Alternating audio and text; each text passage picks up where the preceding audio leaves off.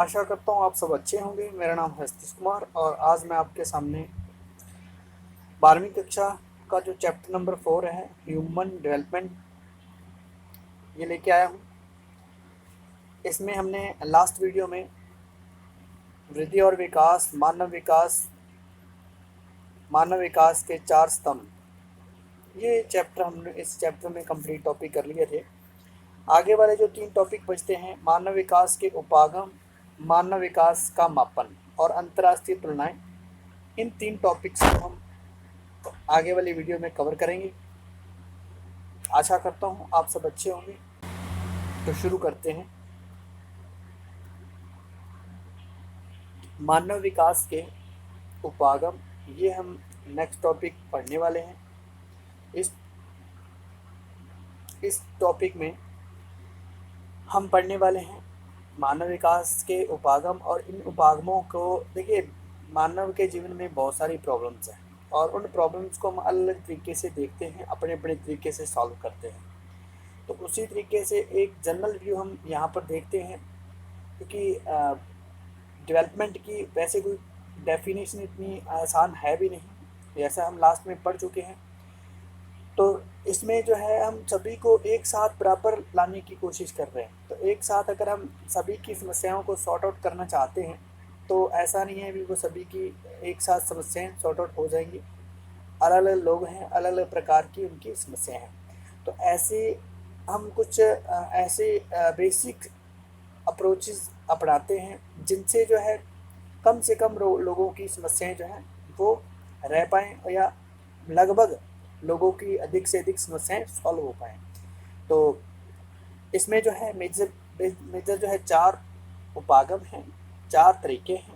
पहले है, सबसे पहले आय उपागम, नेक्स्ट है कल्याण उपागम, न्यूनतम आवश्यकता उपागम और क्षमता उपागम। अब हम जानने की कोशिश करते हैं इसमें क्या है। तो सबसे पहले हम बात करते हैं आय उपागम की। तो आय, अगर देखिए बेसिकली आर्थिक विकास को जो है हम पर कैपिटा इनकम से जोड़कर देखते हैं। अगर लोगों के पास जो पर कैपिटा इनकम अच्छी है तो हम वो व्यक्ति जो है उनके भिन्न प्रकार की जो सुविधाएं हैं वो आसानी से उपलब्ध करवा पा सकते हैं। तो अगर किसी क्षेत्र की पर कैपिटा इनकम अच्छी है तो हम वहाँ पर डेवलपमेंट की बात कर सकते हैं। तभी वो अ, अपनी स्वतंत्रताओं को अच्छे तरीके से जी पाएंगे और जीवन में कुछ आगे एक्स्ट्रा करने के बारे में सोच सकते हैं। तो सबसे पहले बेसिक बात यही है कि सभी की जो पर कैपिटा इनकम है वो अच्छी हो, प्रति व्यक्ति आय अच्छी होगी।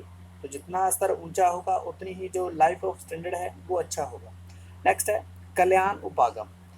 तो कल्याण उपागम के अनुसार देखिए, आप जो है सामाजिक तौर पर लोगों की ज़्यादा से ज़्यादा उनको सोशल एक्टिविटीज़ के माध्यम से या भिन्न प्रकार की सरकारी तंत्र के माध्यम से आप ज़्यादा से ज़्यादा वेलफेयर की स्कीम लेके आइए। और जितने ज़्यादा लोगों को वेलफेयर की स्कीम मिलेंगी उतना ही वो एरिया जो है धीरे धीरे आगे डेवलप हो जाएगा। तो उतना ही ज़्यादा लोग जो है अपने आप को विकसित कर पाएंगे, या जो बेसिक जो विकास की जो अवधारणा है तो उसको हम पूरा कर सकते हैं। नेक्स्ट है न्यूनतम आवश्यकता उपागम। तो ये भी एक तरीका हो सकता है डेवलपमेंट का। आप जो है अपनी जो आवश्यकताएं हैं उनको कम कर दो। अगर आवश्यकताएं कम करोगे तो आपकी बचत ज़्यादा होगी, आप थोड़े ही पैसे में ज़्यादा गुजारा कर सकते हो। तो ये अंतर्राष्ट्रीय श्रम संगठन जो है, इन्होंने एक बेसिक 6 न्यूनतम आवश्यकताएं हैं जो मानव की हैं उनको यहाँ पर आइडेंटिफाई किया है। तो ये एक नंबर का भी क्वेश्चन आ सकता है। तो कौन कौन सी न्यूनतम आवश्यकताएं हैं? सबसे पहले स्वास्थ्य, शिक्षा, भोजन, जलापूर्ति, स्वच्छता और आवास। ये 6 आवश्यकताएं जो बेसिक हैं, जो सरकार को हर व्यक्ति को उपलब्ध करवानी चाहिए। तो नेक्स्ट है क्षमता उपागम। तो आप लोगों की कैपेसिटी को ग्रो कीजिए। अगर हम लोगों की कैपेसिटी को बढ़ा दें तो वो प्रोडक्शन वर्क में लग सकते हैं। प्रोडक्शन वर्क में लगेंगे जिससे भी क्या होगी, देश की डेवलपमेंट जो है अच्छी हो सकती है। तो जिससे भी जो है ग्रोथ को लाया जा सकता है। तो ये भी हम तरीका अपना सकते हैं क्षमता, लोगों की जो निर्माण क्षमता है, लोगों को एजुकेटेड कीजिए और उनमें जो है उत्पादकता को बढ़ाने के, ताकि वो अवसरों को उपलब्ध हो सके और वो उत्पादन को बढ़ाने के काबिल हो सके। तो इस तरीके से अगर हम लोगों की क्षमता में भी ग्रो करते हैं तो भी डेवलपमेंट का जो कंसेप्ट है वो कंप्लीट कर सकते हैं। नेक्स्ट टॉपिक है मानव विकास का मापन। तो हम मानव विकास का मापन कैसे कर सकते हैं? तो मानव विकास का जो मापन है विश्व स्तर पर संयुक्त राष्ट्र विकास कार्यक्रम, ये वेरी वेरी इंपॉर्टेंट नेम है। सीधा डायरेक्ट एक नंबर का क्वेश्चन पूछ सकते हैं। तो 1990 के बाद के जो समय है उसमें जो है UNDP, United Nation Development Programme, संयुक्त राष्ट्र विकास कार्यक्रम, ये जो है हर साल एक अपनी रिपोर्ट पेश करता है। एक्चुअली ये दो रिपोर्टें पेश करता है। कौन कौन सी? एक मानव विकास सूचकांक, ह्यूमन डेवलपमेंट इंडेक्स, और एक है गरीबी सूचकांक। तो ये यूएनडीपी के द्वारा दो बेसिक रिपोर्ट तैयार की जाती है जो पूरे विश्व भर में जितनी भी कंट्रीज़ हैं उनके डेवलपमेंट को ध्यान में रखते हुए दो तरह की रिपोर्ट ये तैयार करता है। तो इन दो रिपोर्टों में के माध्यम से हम पता लगा सकते हैं विश्व में जो डेवलपमेंट का स्तर है भिन्न भिन्न देशों का क्या है, कौन आगे है कौन पीछे है, और किस क्षेत्र की जो लाइफ है सबसे बढ़िया है और किस क्षेत्र की लाइफ सबसे अच्छी नहीं है। तो मानव विकास सूचकांक, ह्यूमन डेवलपमेंट इंडेक्स, ये क्या काम करता है? इसके माध्यम से हम देखिए ये बेस जो है इनका स्वास्थ्य, शिक्षा और संसाधनों तक पहुंच, तीन ये ऑब्जेक्ट के माध्यम से, तीन ये तत्वों के माध्यम से ये डेवलपमेंट को मापता है। इसमें एक बार फिर से ये तीनों के तीनों नाम इम्पोर्टेंट हैं और ये आपके एग्ज़ाम में डायरेक्टली पूछे जा सकते हैं। मानव विकास जो है, ह्यूमन डेवलपमेंट जो इंडेक्स जो है बनता है उसका जो बेस क्या है, आधार क्या है, तो इन तीन आधारों पर ये अपनी रिपोर्ट तैयार करता है पूरे विश्व भर के देशों की, और उनके हिसाब से ये उनको कैटेगरी वाइज 0 से 1 के बीच में रैंक प्रदान करता है, और उस रैंक के आधार पर ये विश्व के विभिन्न देशों को आइडेंटिफाई करता है। यहाँ पर मानव विकास उच्च स्तर का है, यहाँ पर मध्यम स्तर का है या निम्न स्तर का है। तो सबसे पहले हम इन सभी जो इसके बेसिस हैं उनको हम जानने की कोशिश करते हैं। स्वास्थ्य को सबसे अच्छे तरीके से किसी भी देश की जो लोग रह रहे हैं वो मैक्सिमम कितने साल जीते हैं, इसको हम जीवन प्रत्याशा कह सकते हैं। मैक्सिमम वो कितने एज जो है लिविंग में रहते हैं। ज़्यादा से ज़्यादा जिस देश के नागरिक जो हैं लंबे टाइम तक बिना बीमारी के अच्छा स्वस्थ जीवन जो है व्यतीत कर पाते हैं, तो हम कह सकते हैं वहाँ पर भिन्न भिन्न प्रकार की हेल्थ सुविधाएं अच्छी हैं और वहाँ पर सरकार नागरिकों के बारे में सोच रही है, उनको डेवलपमेंट होने के अवसर, एक अच्छा स्वास्थ्य उपलब्ध करवा रही है। तो ये भी एक अच्छा सूचक हो सकता है कि किसी भी देश के अगर लोग जो है स्वस्थ हैं तो कहा जा सकता है वहाँ पर डेवलपमेंट अच्छी होगी। साक्षरता, साक्षरता देखिए उत्पादन क्षमता को बढ़ाने का काम करती है। तो अगर किसी देश की साक्षरता दर जो है वो अच्छी है तो उन देश की ज्ञान तक पहुंच भी आसानी से उनकी स्थापित हो जाती है। तो साक्षरता ज्ञान या उत्पादन वर्ग को जो है प्रभावी करती है। जिस देश के नागरिक जितने ज़्यादा पढ़े लिखे होंगे उतने ही ज़्यादा वो प्रोडक्शन वर्क में आसानी से जो है भाग ले पाते हैं या प्रोडक्शन वर्क में अपनी हिस्सेदारी अदा कर सकते हैं। नेक्स्ट है संसाधनों तक पहुंच। संसाधनों तक अगर किसी भी कंट्री के नौजवान जो है, देखिए ऐसा कोई देश नहीं है जो गरीब है। प्रत्येक देश में प्राकृतिक रूप से एक प्रकार की संपदा है, लेकिन उस प्राकृतिक संपदा को आप किस तरीके से यूज़ करते हो वो निर्भर करता है आपके पास तकनीक क्या है, आपके पास एजुकेशन का स्तर क्या है।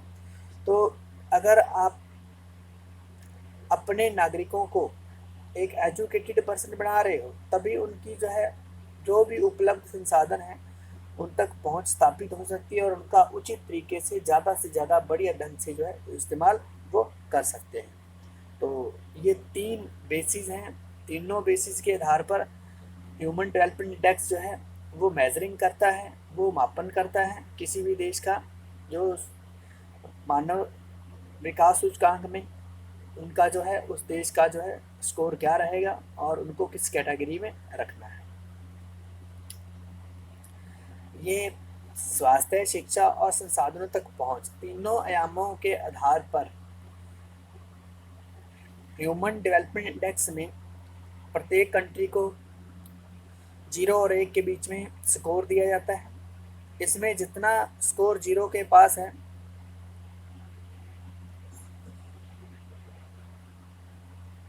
वो निम्न विकास स्तर माना जाएगा, जितना 1 के पास जाता जाएगा उतना ही उस देश का उच्च विकास स्तर माना जाएगा। तो इस आधार पर ये रिपोर्ट तैयार की जाती है। तो इसके अलावा अन्य कुछ और भी जो आधार हो सकते हैं जिनको यहाँ पर जो है शामिल नहीं किया गया, इसलिए इस रिपोर्ट के ऊपर भी बहुत सारे लोग जो है शंका करते हैं। नेक्स्ट जो है मानव गरीबी सूचकांक, द ह्यूमन पॉवर्टी इंडेक्स। ये थोड़ा, अगर हम ये कहें, ये थोड़ा जो मानव डेवलपमेंट इंडेक्स से थोड़ा ज़्यादा विश्वसनीय आंकड़ा है और ये जो लोगों के जो आर्थिक हालात हैं उनकी वर्तमान कंडीशन को हमारे सामने प्रस्तुत करता है। हमारे क्षेत्र में कितने लोग गरीब हैं और उनके पास जो है किस किस प्रकार की सुविधाएं उपलब्ध हैं या नहीं है। तो इसके आधार पर क्या जो व्यक्ति है वो अपनी जो आवश्यकताओं की पूर्ति कर सकते हैं या नहीं कर सकते हैं, इसके आधार पर यह इंडेक्स तैयार किया जाता है। और तो मानव गरीबी सूचकांक जो है ये जो विकास की कमी है उनको मापने वाला एक जो है बिना मापन का ये एक इंडेक्स है, जिसमें ये देखा जाता है किसी देश के जो जो जीवित व्यक्ति हैं वो मैक्सिमम जो है 40 वर्ष की जो एज है उसको क्रॉस कितने कर पाते हैं, या जो उस क्षेत्र में पढ़े लिखे या निरक्षर जो लोग हैं उनका प्रतिशत क्या है, क्या उन लोगों तक जो है पीने का जो स्वस्थ पानी है वो उपलब्ध हो पा रहा है या नहीं हो पा रहा है, या लोगों को जो है भरपेट खाना मिल रहा है, या बच्चों की जो संख्या है कुपोषण का शिकार तो नहीं हो रहे हैं। इन सभी पॉइंट्स को इसमें काउंट किया जाता है और एक इंडेक्स तैयार किया जाता है जिसके आधार पर मानव गरीबी सूचकांक जो है वो तैयार किया जाता है, जो कहीं न कहीं मानव के विकास को ज़्यादा अच्छे तरीके से हमारे सामने प्रस्तुत करता है। देखिए सरकार भी लगातार यही कोशिश करती है हमारा जो देश का जो गरीबी इंडेक्स है वो कम हो, और लगातार गरीबी को कम करने की बात करती है। चाहे कोई भी गवर्नमेंट हो तो वो गवर्नमेंट जो है वहाँ पर यही बात जो है हमारे सामने प्रस्तुत करने की कोशिश करती है। हमारे राज्य के दौरान इतने परसेंट लोग जो है गरीबी संख्या से बाहर आए हैं। तो आप समझ सकते हो ये कितना महत्वपूर्ण जो है इंडेक्स है जिसका सरकार जो है अक्सर ही इस्तेमाल करती है। देखिए एक भूटान एक ऐसा देश है जिन्होंने सकल राष्ट्रीय प्रसन्नता, ग्रॉस नेशनल हैप्पीनेस की एक रिपोर्ट वो उन्होंने उनको भी मानते हैं। और जो सबसे ज़्यादा प्रसन्न लोग जो हैं, देखिए प्रसन्नता जो आदमी की प्रसन्नता है वो उनकी आध्यात्मिकता, भौतिकता और उनके विभिन्न प्रकार के भावनाओं तमक पक्षों और उनके जीवन के गुणात्मक पक्षों को सोचने पर मजबूर करती है। अगर किसी देश के लोग जो है ज़्यादा प्रसन्न हैं, खुश हैं अपनी लाइफ से, तो वो भी एक डेवलपमेंट का ही देखिए डेवलपमेंट है तभी तो वो खुश होंगे, तो डेवलपमेंट का ही भी एक इंडिकेटर्स है। तो भूटान में ये प्रसन्नता जो है राष्ट्रीय सकल राष्ट्रीय प्रसन्नता जो है ये एक इंडेक्स शुरू किया गया था। और वैसे इस इंडेक्स को भी पूरे विश्व भर के तौर पर जो है पूरे विश्व के आधार पर इनको तैयार किया जाता है, लेकिन इनको जो है प्रत्येक कंट्री अच्छे तरीके से इनको जो है उतनी जितनी मानव विकास इंडेक्स को आ, जो स्थान प्राप्त है वो इनको प्राप्त नहीं है।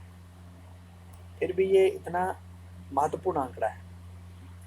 अब देखिए अगर हम इंटरनेशनल इसकी कंपैरिजन करेंगे तो प्रत्येक कंट्री में ह्यूमन डेवलपमेंट इंडेक्स जो है या जो पॉवर्टी इंडेक्स है वो सेम नहीं है। एक छोटी कंट्री है वो भी, उनका भी इंडेक्स अच्छा हो सकता है, और एक बड़ी कंट्री है उनका भी इंडेक्स जो है खराब हो सकता है। तो वो निर्धारित करेगा उस क्षेत्र में किस प्रकार से के लोगों का जो है जीवन स्तर है। तो उसके आधार पर जो है इनमें जो है पूरे विश्व भर में इनका इंडेक्स जो है ऊपर नीचे होता रहता है। तो वो डिसाइड करेगा अभी उस देश ने जो इनमें स्कोर क्या प्राप्त किया है, जो स्वास्थ्य है, शिक्षा है और संसाधनों तक पहुंच है, इन तीनों के आधार पर क्या स्कोर प्राप्त किया है। तो मानव विकास जो इंडेक्स है वो इनको जो है सूचकांक जो है वो इनको अपनी एक कैटेगरी में स्थापित करेगा। तो सबसे पहले हम बात करते हैं अति उच्च मानव विकास सूचकांक वाले जो क्षेत्र हैं या जो देश हैं। तो अति उच्च सूचकांक वाले जो जो देश हैं उनका जो ह्यूमन डेवलपमेंट स्कोर है वो 8 से अधिक होगा।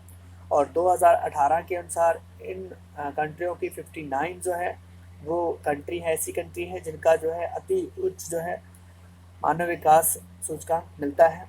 और उच्च, इसके बाद जो दूसरी कैटेगरी इसमें है उच्च मानव विकास सूचकांक, इसमें जो है 0.701 से लेकर 0.799 के बीच में जिसका स्कोर मिलता है तो वो कंट्री जो है उच्च मानव विकास सूचकांक में आएगी। और इनका जो है जो 2018 की रिपोर्ट के अनुसार 53 ऐसे देश हैं जो इस कैटेगरी में आते हैं।